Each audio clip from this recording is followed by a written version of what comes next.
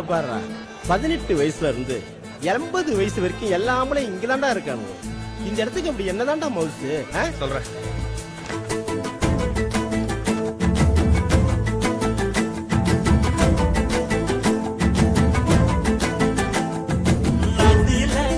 நம்ம